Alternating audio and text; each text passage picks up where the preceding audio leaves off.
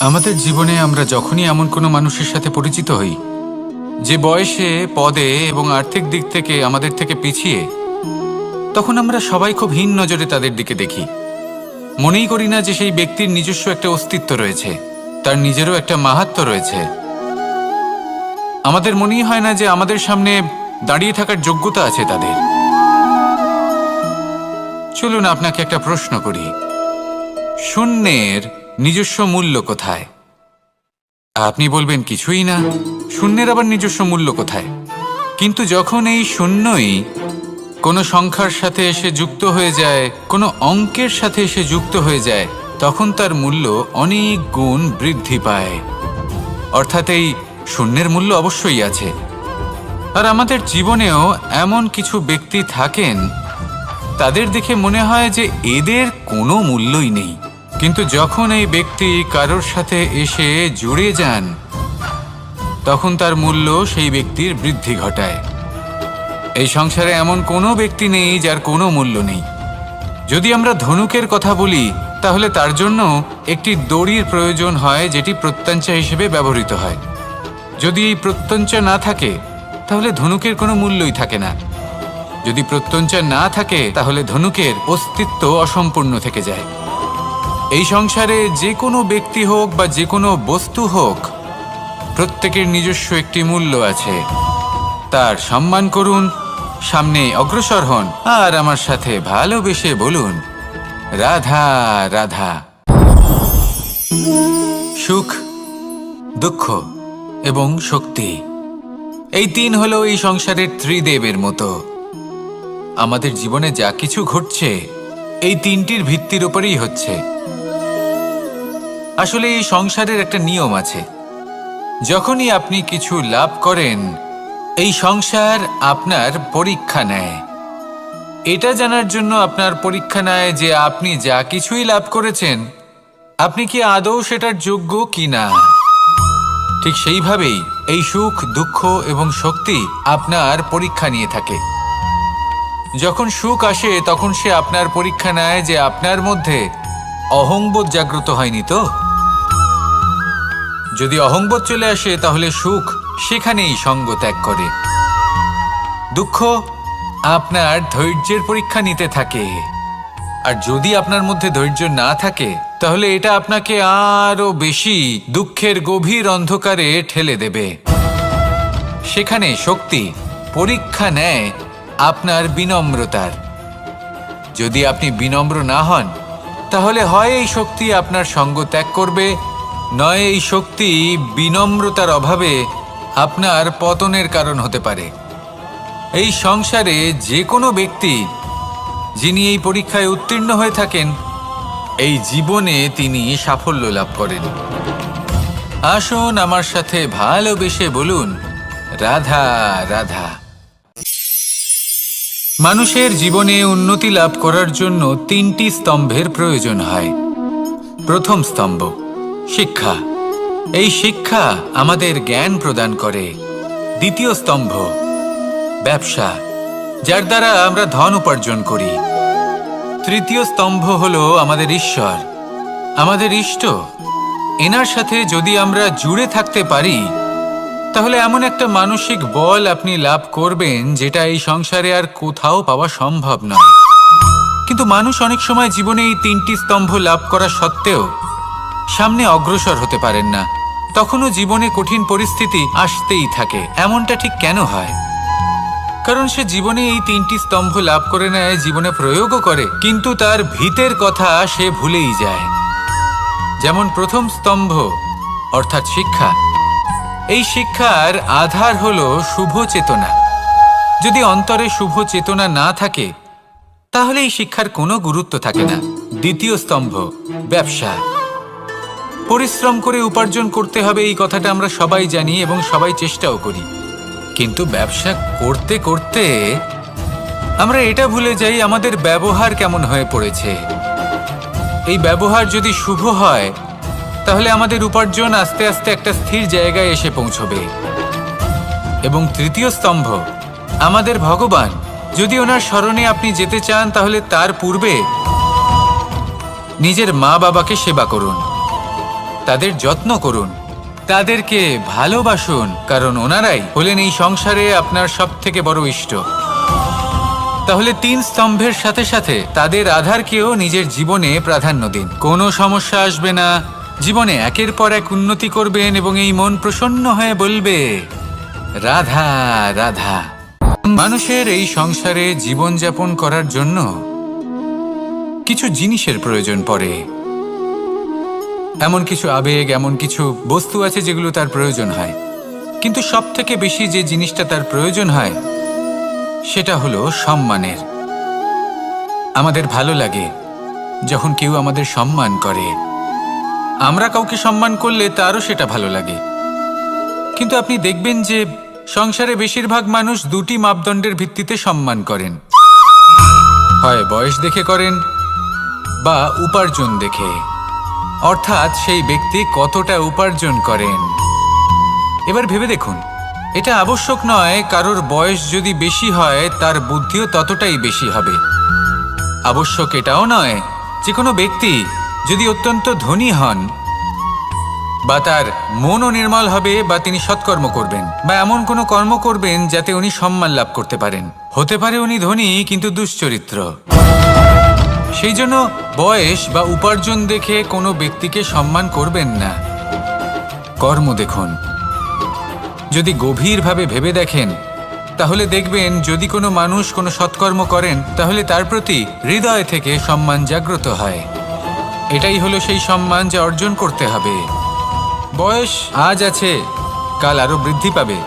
উপার্জন আজ আছে, কাল সেটা কমে যেতেও পারে। কিন্তু যদি আপনি নিরন্তর শুভকর্ম করতে থাকেন তাহলে আপনি মৃত্যুর পরেও অমর হয়ে থাকবেন।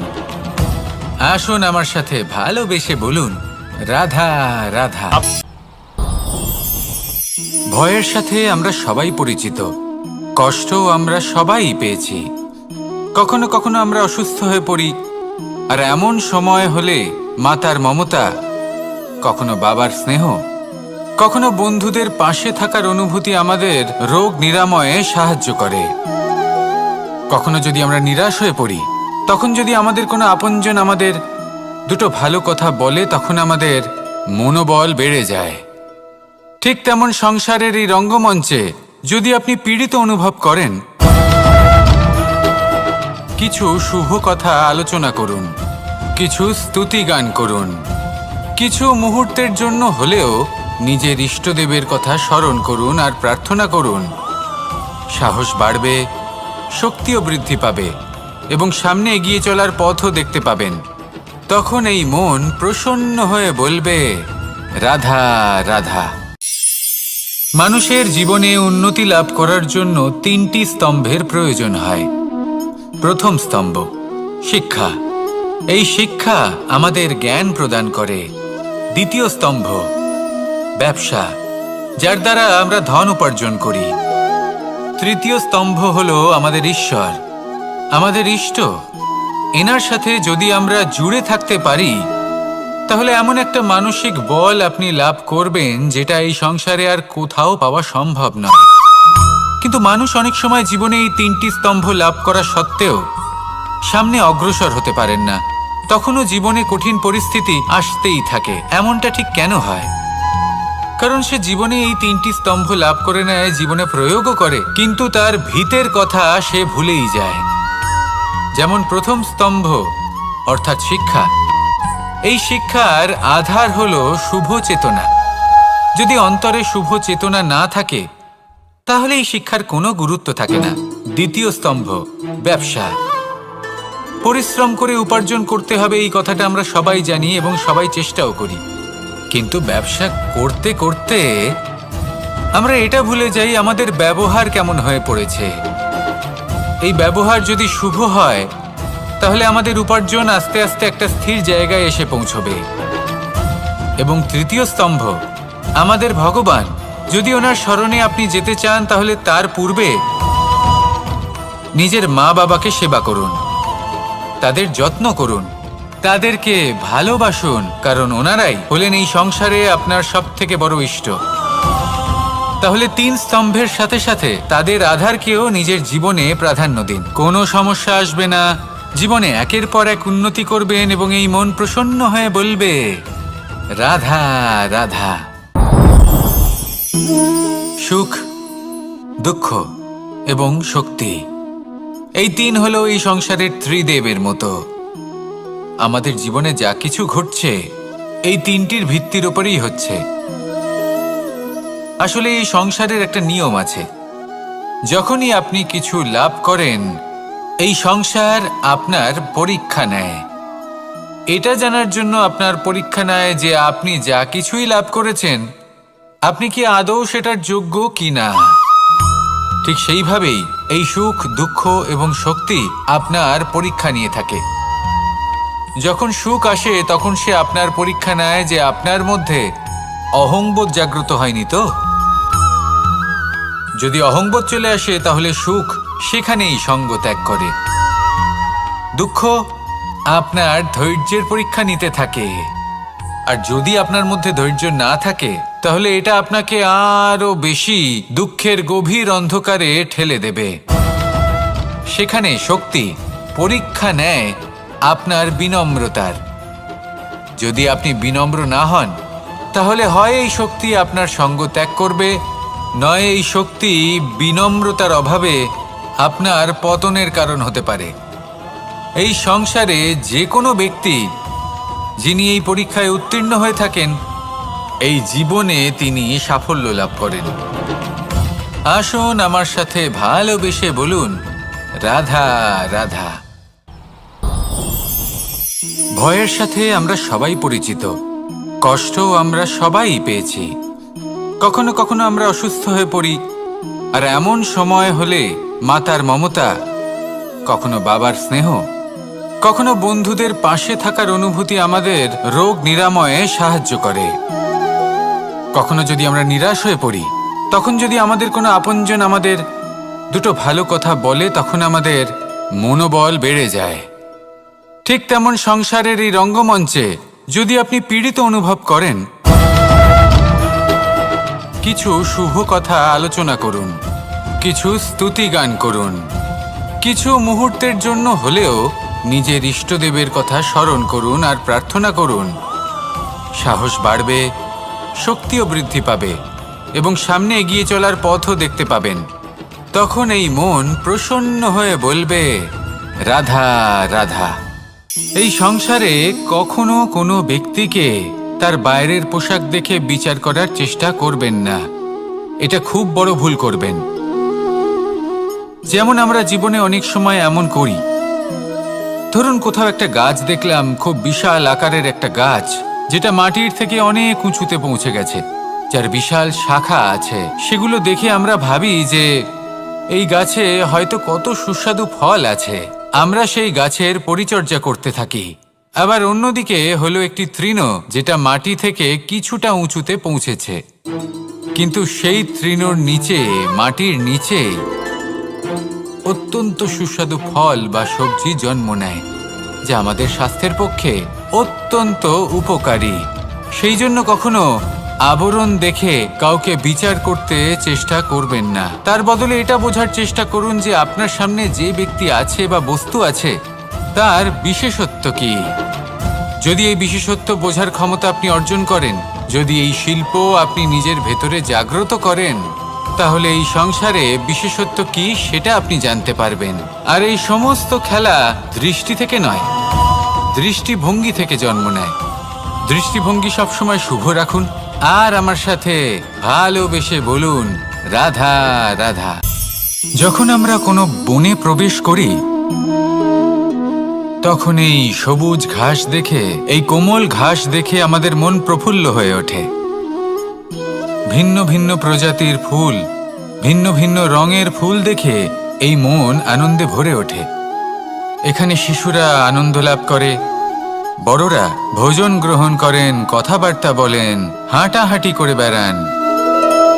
এবার ভেবে দেখুন, যখন এই উপবনের নির্মাণ হয়েছিল সেই সময় যদি এই মাটিকে সঠিকভাবে খনন না করা হতো, যদি তাতে সঠিকভাবে বীজ রোপণ না করা হতো, যদি কোনো সংঘর্ষ না হতো, পরিশ্রম না করা হতো, যদি চলতে চলতে পায়ে কাঁটা না বিঁধে যেত, তাহলে এই সুন্দর বন দেখে আমরা কি এই আনন্দ লাভ করতে পারতাম? কখনোই নয়। ধরুন কোনো নদীর তটে সুন্দর একটি বন আছে, সেই বনের আনন্দ লাভ করতে গেলে আপনাকে সেই নদী পার করতেই হবে। যদি সুখের নদীর কাছে পৌঁছতে চান তাহলে তটে যে কাঁটা রয়েছে সেগুলোর সাথে সংঘর্ষ করতেই হবে। এই সংসারে যদি আপনি সুখ লাভ করতে চান তাহলে সুখ লাভের এই যাত্রা শুরু করতে হবে সংঘর্ষ দ্বারা। তাহলে সংঘর্ষকে স্বাগত জানান, এর পেছনেই সুখ রয়েছে যা আপনার জন্য অপেক্ষা করছে।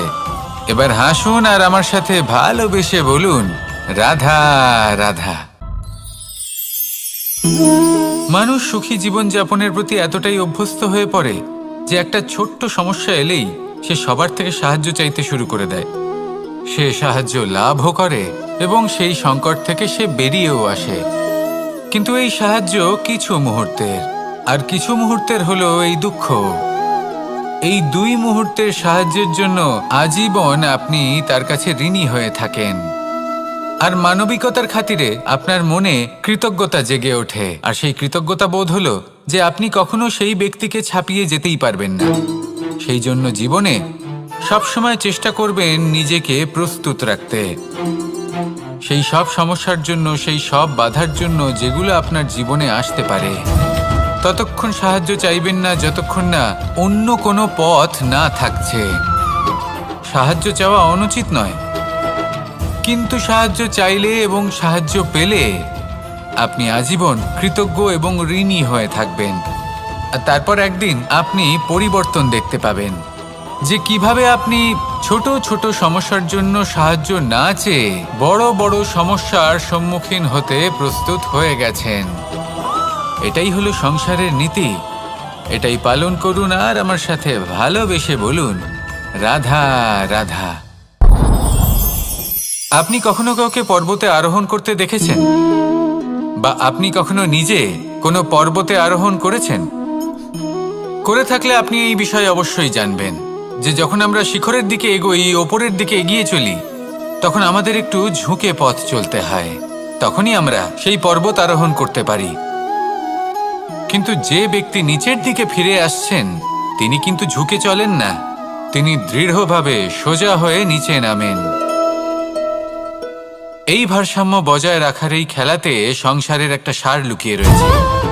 যদি আপনিও জীবনে উঁচুতে উঠতে চান, শিখরে পৌঁছতে চান, তাহলে আপনাকেও নত হয়ে বিনম্র হয়ে সামনে এগোতে হবে। সেখানে যদি আপনি বুক চিতিয়ে উদ্ধতভাবে অহংকার বোধ নিয়ে চলতে থাকেন, সেখান থেকেই আপনাকে নিচে নামতে হবে। কোনো ব্যক্তি তার বিনম্র স্বভাব দেখেই বোঝা যায় যে সেই ব্যক্তি সাফল্যের শিখর দেশে আরোহণ করছে নাকি নিচে তথা খাদের দিকে যাত্রা করছে। তাই সবসময় বিনম্র থাকুন, শ্রেষ্ঠ কর্ম করুন, পরিশ্রম করুন আর আমার সাথে ভালোবেসে বলুন, রাধা রাধা। মানুষের জীবনে স্বচ্ছতার একটা আলাদা গুরুত্ব আছে। যদি আপনি নিজেকে স্বচ্ছ রাখেন তাহলে আপনার নিজেরও ভালো লাগবে, সামনের ব্যক্তিরও ভালো লাগবে, একটা অন্যরকম প্রভাব পড়বে। কিন্তু একজন শ্রেষ্ঠ ব্যক্তি কিভাবে হয়ে ওঠা সম্ভব? যার মধ্যে গুণ আছে, শিক্ষা আছে, শুভ চেতনা আছে, যিনি সৎকর্ম করেন। কিভাবে হব সেই ব্যক্তি যার মধ্যে জ্ঞান আছে? শুধুমাত্র স্বচ্ছ থাকলে তো তা হওয়া সম্ভব নয়। প্রথমে আপনাকে বুঝতে হবে যে মানুষের মধ্যে চারটি মূল তত্ত্ব আছে। প্রথম হলো তার শরীর, যার দ্বারা উনি যে কোনো কর্ম করে থাকেন। দ্বিতীয় তত্ত্ব হলো তার মন, যার দ্বারা কোনো কর্ম করার জন্য সে নিজেকে প্রেরণা দিতে থাকে। তৃতীয় তত্ত্ব হলো বুদ্ধি, যে কর্ম আমরা করতে চাই, যে লক্ষ্যে আমরা পৌঁছতে চাই, সেটা আমরা কিভাবে কোন পথে করব সেটা স্থির করা যায় বুদ্ধি দিয়ে। আর চতুর্থ তত্ত্ব হলো আত্মা। আত্মা হলো এমন এক তত্ত্ব যার কোনো সমাপ্তি নেই। আত্মা হলো অজয়, কিন্তু এরও শুদ্ধিকরণের প্রয়োজন হয়। এই চারটি তত্ত্বের শুদ্ধিকরণ করতে থাকুন, এতে নির্মল রাখুন, শুদ্ধ রাখুন। এবং এটা কিভাবে হবে? শুভ চেতনা দ্বারা, জ্ঞানের দ্বারা, এবং সব থেকে বেশি গুরুত্বপূর্ণ প্রেমের দ্বারা। আসুন আমার সাথে ভালোবেসে বলুন, রাধা রাধা। এই জীবনে তিনটি গুরুত্বপূর্ণ শব্দ আছে যা বোঝা আমাদের কাছে খুব গুরুত্বপূর্ণ, এবং এই তিনটি শব্দের নিজস্ব অর্থ আছে। প্রথম হলো সঙ্গবদ্ধতা, অর্থাৎ একসাথে মিলে কাজ করতে হবে, একসাথে মিলে পরিশ্রম করতে হবে, সামনে এগোতে হবে। এরকম করতে পারলে আপনার শক্তি বৃদ্ধি পাবে, আপনার ক্ষমতা বৃদ্ধি পাবে, আপনি এগোতে পারবেন এবং অনেক দূরে যেতে পারবেন। দ্বিতীয় হলো আত্মবিশ্বাস। হেরে যাওয়া বস্তুও আবার জিতে নিতে পারবেন। যদি আপনার নিজের আত্মবিশ্বাস থাকে তাহলে আপনি কখনো পরাজিত হবেন না। এবং তৃতীয় হলো অহংকার। জয়লাভ করার পরেও কিন্তু এটা আপনাকে পরাজিত করতে পারে। সেই জন্য জীবনে সঙ্গবদ্ধ হন, আত্মবিশ্বাস রাখুন, কিন্তু কখনোই অহংকার করবেন না। এই অহংকার আপনার থেকে সব কিছু কেড়ে নিতে পারে। এই অহংকারের জন্যই মথুরাপতি কংস নিজের পতনের দিকে অগ্রসর হয়েছিলেন। এই অহংকারকে ত্যাগ করুন আর আমার সাথে ভালোবেসে বলুন, রাধা রাধা। এই সংসারে সব থেকে বেশি কঠিন কাজ কোনটা? কেউ বলবেন যুদ্ধ করা, কেউ বলবেন ধন অর্জন করা, আবার কেউ বলবেন জ্ঞান অর্জন করা সব থেকে বেশি কঠিন। এবার প্রত্যেক ব্যক্তির নিজস্ব অভিজ্ঞতা আছে আর সেই অনুসারে তার নিজস্ব একটা উত্তর আছে। সাধারণভাবে দেখতে গেলে এই সংসারে সব থেকে কঠিন হলো তপস্যা করা, অর্থাৎ সব কিছু ত্যাগ করে তপস্যায় নিজেকে বিলীন করে দেওয়া।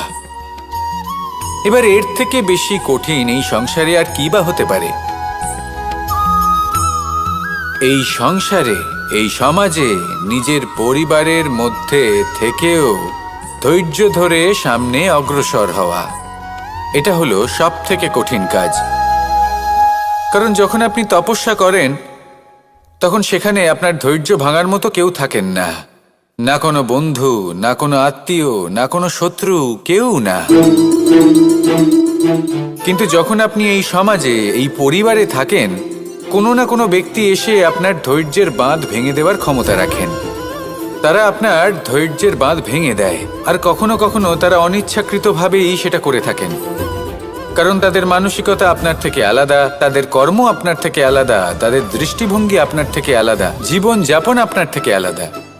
সেক্ষেত্রে আপনি ধৈর্যচ্যুত হন, প্রসন্নতা আপনার থেকে ছিনিয়ে নেওয়া হয়। সেই জন্য এই সংসারে, এই পরিবারের থেকেও ধৈর্য ধরে সামনে অগ্রসর হওয়া কোনো পর্বতের শিখরে গিয়ে তপস্যা করার থেকেও অনেক বেশি কঠিন।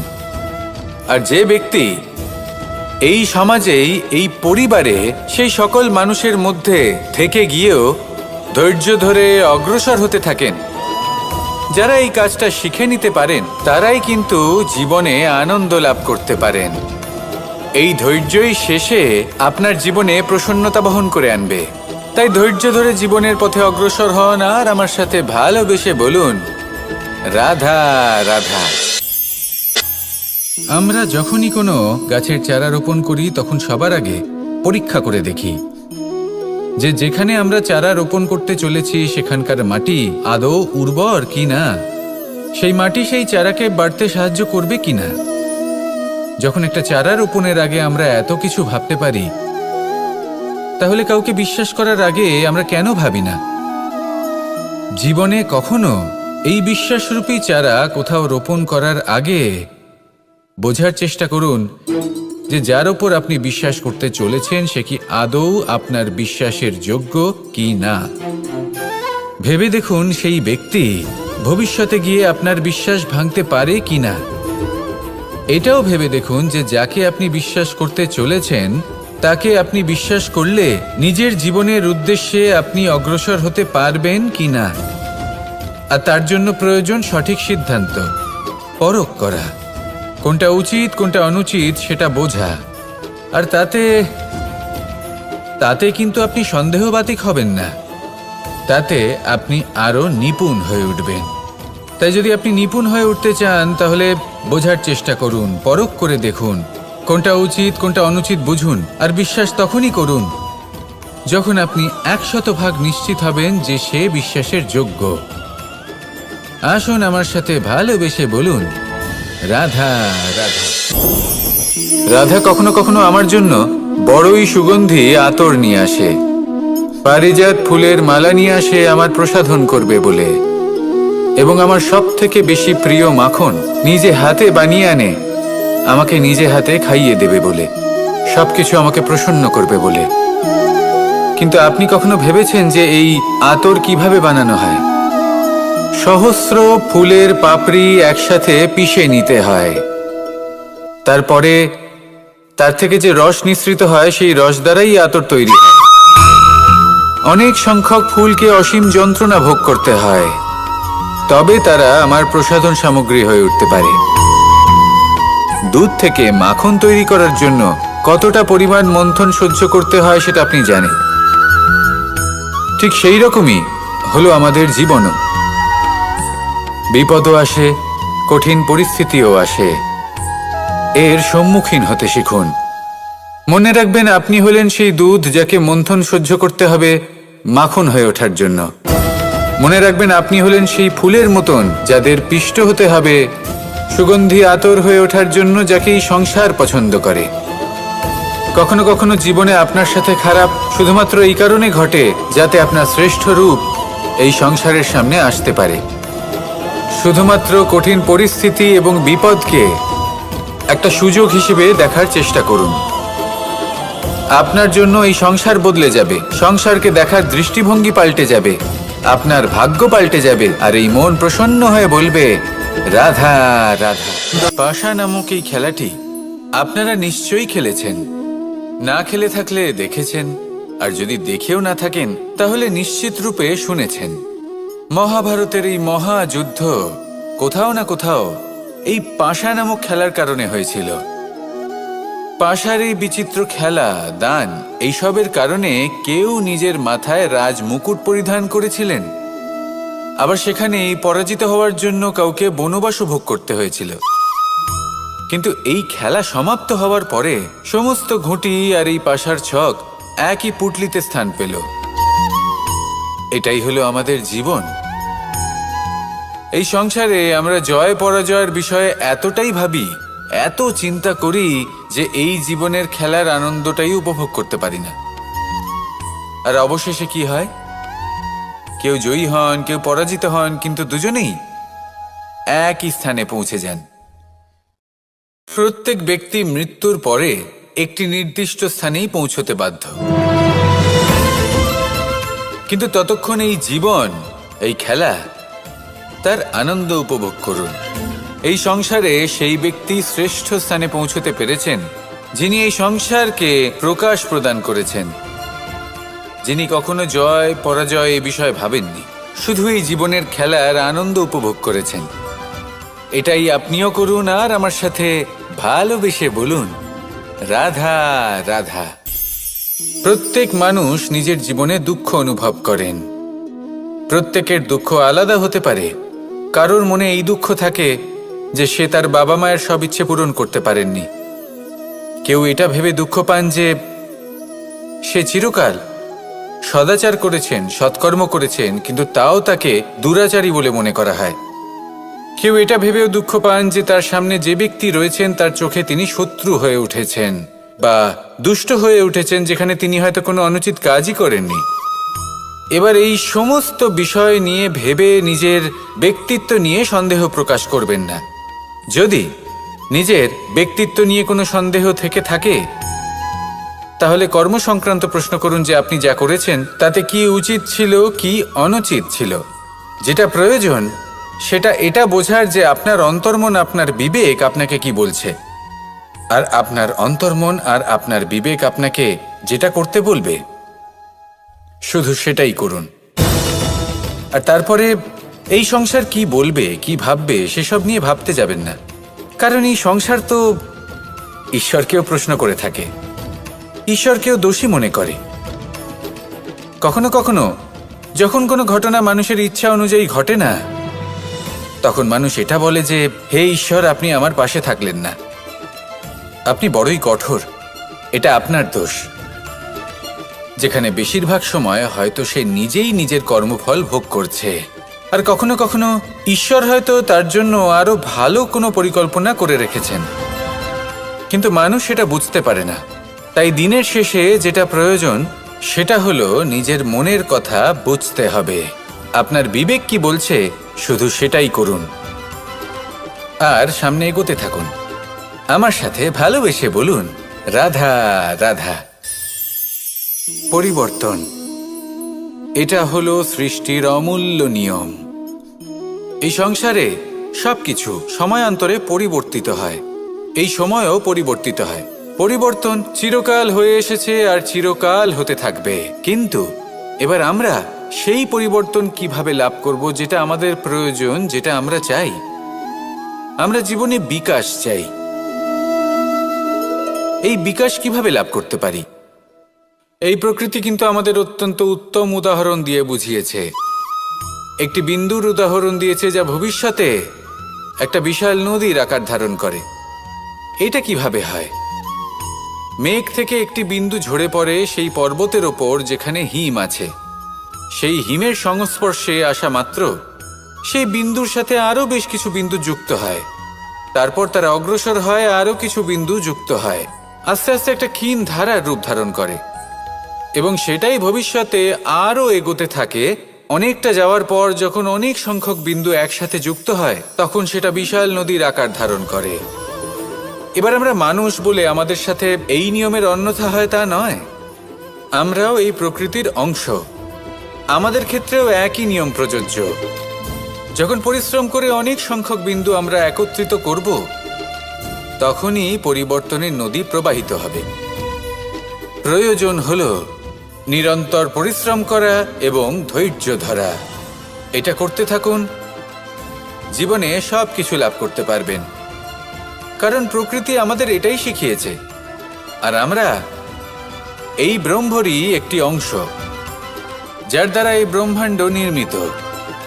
আসুন আমার সাথে ভালোবেসে বলুন, রাধা রাধা। কখনো এই প্রকৃতির দিকে তাকিয়ে থাকবেন। এই প্রকৃতি অনেক ধরনের শিক্ষা দেয়। কোনো একটা গাছকে দেখুন কিভাবে সে মাটি থেকে জল শুষে নেয়। সে ঝড় হোক বা হোক কড়া রোদ সব সহ্য করে এবং অবশেষে সে ফল ধারণ করে। আর সেই ফল উৎপন্ন করার পরে সে ফল কিন্তু সে নিজে গ্রহণ করে না, এই সংসারকে প্রদান করে, যাতে পশু পাখি মানুষ তারা এই ফল গ্রহণ করে শক্তিশালী হয়ে উঠতে পারে, সুস্থ থাকতে পারে। সেভাবেই নদী, সরোবর এরা নিজেরাও কিন্তু নিজেদের জল গ্রহণ করে না, মাটিকে প্রদান করে, পশু পাখিকে প্রদান করে। সূর্য নিজেও নিজের জন্য প্রজ্বলিত হয় না, সে প্রকাশ ছড়িয়ে দিতে চায় আমাদের সবার কাছে, সে আলো পৌঁছে দিতে চায়। এই প্রত্যেকের কর্মে পরমার্থ নিহিত আছে, আর সেই জন্যই এদের সকলকে পুজো করা হয়। তাই মনে রাখবেন, আপনার কাছে জীবন যাপনের অতিরিক্ত যা কিছুই আছে তা পরমার্থের জন্য। তাহলে তার সদ্ব্যবহার করুন আর আমার সাথে ভালোবেসে বলুন, রাধা রাধা। আমরা প্রত্যেকেই অবশ্যই এমন সময় দেখেছি যখন অনেকগুলো সমস্যা একসাথে আমাদের জীবনে এসে পড়ে। সমস্যা আমাদের প্রত্যেকের জীবনেই থাকে। আমরা তার সমাধান খুঁজতে চেষ্টা করি, কখনো সমাধান খুঁজে পাই, আবার কখনো যতই চেষ্টা করি না কেন কোনো সমাধান খুঁজেই পাই না। আর যখন এটা হয় তখন মানুষ অত্যন্ত বিচলিত হয়ে পড়েন। নিজের আত্মীয় স্বজন, নিজের বন্ধু বা সংসার এদের ওপরে এই দোষ চাপিয়ে দেন যে এদের জন্যই এই সমস্যা এসেছে। এবার যদি আমি আপনাকে কোনো পরামর্শ দিই তাহলে এটাই বলবো যে দৃষ্টিভঙ্গি পাল্টে দেখুন। এই দৃষ্টিভঙ্গি দিয়ে দেখুন যে এই সংসারে যে সমস্যায় আসুক না কেন তার জন্য কেউ দোষী নয়, না আপনি না অন্য কেউ। এই পুরো খেলাটাই আপনার মানসিকতা, আপনার দৃষ্টিভঙ্গির, আপনার মনের। কিভাবে বোঝাচ্ছি? যখন আমাদের মন শক্ত থাকে তখন কঠিন থেকে কঠিনতর পরিস্থিতিও আমাদের জীবনে খুব বেশি হলে প্রতিস্পর্ধা হয়ে থেকে যায়। সেখানে যদি আমাদের মন দুর্বল থাকে, তখন অল্প কঠিন পরিস্থিতিও আমাদের কাছে খুব বড় সমস্যা হয়ে যায়, তাই না? একটা শক্ত মন কঠিন পরিস্থিতিকে প্রতিস্পর্ধা হিসেবে দেখে আর তার মধ্যেও একটা সুযোগ খুঁজে নেয়। আমাদের শুধু এটাই করতে হবে। এই সংসারে অন্য কাউকে দোষী মনে করলে আপনার সমস্যা দূর হয়ে যাবে না। সেই জন্য এই সংসারকে দোষ দেওয়ার বদলে এই সমস্যার মূলে চলে যান, সেটাকে বুঝুন, নিজের এই মনকে শক্ত করে তুলুন। যদি আপনার মন শক্তিশালী হয়, তাহলে এই সংসারে অনেক বড় বড় কঠিন থেকে কঠিনতর পরিস্থিতিও যদি আসে, আপনার জীবনে যতই বড় বড় সমস্যা আসুক না কেন, আপনার লক্ষ্য লাভে বাধা দিতে পারবে না। আসুন আমার সাথে ভালোবেসে বলুন, রাধা রাধা। আমরা সবাই পাথর দেখেছি, পর্বতও দেখেছি, শুকনো পাতাও দেখেছি, শ্যামল বনানীও দেখেছি। কখনো ভেবেছেন পাথরের অস্তিত্ব কিন্তু ততক্ষণ পর্যন্ত যতক্ষণ সে পর্বতের গায়ে আটকে থাকে। যখন সেই পর্বত থেকে সেই পাথর ভিন্ন হয়ে যায় ও নিজের অস্তিত্ব হারিয়ে ফেলে। আস্তে আস্তে কখনো পাথর কেটে বা কখনো পিষ্ট হয়ে সেই পাথর আস্তে আস্তে মাটিতে পরিণত হয় এবং পূর্ণরূপে নিজের অস্তিত্ব হারিয়ে ফেলে। এটাই পাতার সাথেও হয়। এই পাতা যতক্ষণ গাছের ডালের সাথে যুক্ত ততক্ষণ তার অস্তিত্ব থাকে। যখনই ডাল থেকে বিচ্ছিন্ন হয়, সেও নিজের অস্তিত্ব হারিয়ে ফেলে। আর এটাই আমাদের সাথেও হয়। যতক্ষণ আমরা নিজেদের আপনজনের সাথে যুক্ত থাকি, আমাদের অস্তিত্ব বজায় থাকে। যখন আপনজনদের সাথে সম্পর্ক ছিন্ন করি, তখন আমরাও আমাদের অস্তিত্ব হারিয়ে ফেলি। এবার এই সংসারের প্রত্যেক ব্যক্তি স্বতন্ত্র থাকতে চান, আর অনেক ব্যক্তি স্বতন্ত্র থাকবেন বলে আপনজনদের দূরে করে দেন আর তাদের সাথে এই সম্পর্ক ছিন্ন করেন। এটা কি সত্যি প্রয়োজন? আপনজনদের সাথে সম্পর্ক ছিন্ন করে নিজের অস্তিত্ব হারিয়ে ফেলা প্রয়োজনীয়, নাকি আপনজনদের সাথে সম্পর্ক বজায় রেখে নিজেদের স্বতন্ত্র করে রাখা সেটা আবশ্যক? নির্বাচন আপনারই। আসুন আমার সাথে ভালোবেসে বলুন, রাধা রাধা। আপনি কি কখনো নৌকা যাত্রা করেছেন? করে না থাকলেও নিশ্চয়ই দেখেছেন যে এই জল যা নিজের অন্তরে সব কিছু সমাহিত করে নিতে পারে, এই নৌকা সেই জলের ওপরেই ভেসে থাকে। নদীর স্রোত কাটিয়ে সে সামনে অগ্রসর হয়। কিন্তু যদি এই নৌকায় কোনো ছিদ্র হয়, তাহলে কিন্তু সেই নৌকা ডুবে যাবে। আর এতে কোনো তফাৎ হবে না যে সেই ছিদ্র ছোট নাকি বড়, নৌকা ডুবে যাবে। এই ছিদ্র হলো আমাদের জীবনে আমাদের অপগুণ, আমাদের দোষ, আমাদের বিকার। কখনো এটা ভাববেন না যে এই দোষ খুবই ছোট, এতে কিছুই যাবে আসবে না। না, সেই ছোট দোষ, সেই ছোট বিকার যদি সেটাকে শুধরে না নেন, তাহলে সেটা আপনাকে আপনার পতনের দিকে নিয়ে যাবে। শেষ পর্যন্ত এটা আপনার ওপর নির্ভরশীল যে আপনি কি চান। আপনার জীবনের এই নৌকা এভাবেই ডুবে যেতে দেখবেন, নাকি নিজেকে শুধরে নিয়ে সেই নৌকার সেই ছিদ্রটাকে ভরিয়ে তুলতে চাইবেন? নির্বাচন আপনার। আসুন আমার সাথে ভালোবেসে বলুন, রাধা রাধা। জল, জলই পৃথিবীতে বেঁচে থাকার জন্য আবশ্যক তো বটেই, কিন্তু এই জল আমাদের একটা অত্যন্ত গুরুত্বপূর্ণ শিক্ষা প্রদান করে। কখনো এই জলকে দেখেছেন? যে পরিস্থিতিতেই এই জল প্রবাহিত হোক না কেন, এর উপর যা কিছুই প্রভাব থাকুক না কেন, এর পথে যতই বাধা আসুক না কেন, তার মধ্যে থেকে ও নিজের পথ ঠিক বের করে নেয়, কিন্তু নিজের প্রবাহ থামতে দেয় না, ক্রমাগত অগ্রসর হতে থাকে। সেরকমই একটা শিক্ষা যেটা আমরা জল থেকে পেয়ে থাকি, তা হলো এটা: আমরা যখন জলের দিকে তাকাই, তখন আমরা নিজের প্রতিবিম্ব দেখি, স্পষ্টভাবে দেখতে পাই। কিন্তু তখনই দেখতে পাই যখন এই জল শান্ত থাকে, স্থির থাকে। যদি এই জল অশান্ত হয়ে থাকে, স্থির না হয়, তাহলে আমরা এতে নিজের প্রতিবিম্ব দেখতে পাই না। এটাই আমাদের মনের সাথেও হয়ে থাকে। যখনই জীবনে কোনো সংকট আসে, যদি আমরা শান্ত মনে, স্থির মনে সিদ্ধান্ত নিই, তাহলে সেটা এমন একটা শীতল সিদ্ধান্ত হবে যেটা আমাদের ভবিষ্যৎকে একটা শ্রেষ্ঠ স্থানে নিয়ে যাবে। যদি এই মন অশান্ত হয়, বিচলিত হয়, পীড়িত হয়, দুঃখিত হয়ে থাকে, রুষ্ট হয়ে থাকে, তাহলে অনেক সময় আমরা এমন সিদ্ধান্ত নিই যেটা আমাদের জন্য অনুচিত প্রমাণিত হয়। যখন আপনি ক্রুদ্ধ ছিলেন বা দুঃখের বশে ছিলেন, তখন অনেক সময় হয়তো এমন সিদ্ধান্ত নিয়েছেন যেটার জন্য ভবিষ্যতে আপনি অনুশোচনা করেছেন। এবার দেখুন, এই আবেগগুলো থেকে আমরা পালাতে পারবো না, কিন্তু এই আবেগগুলো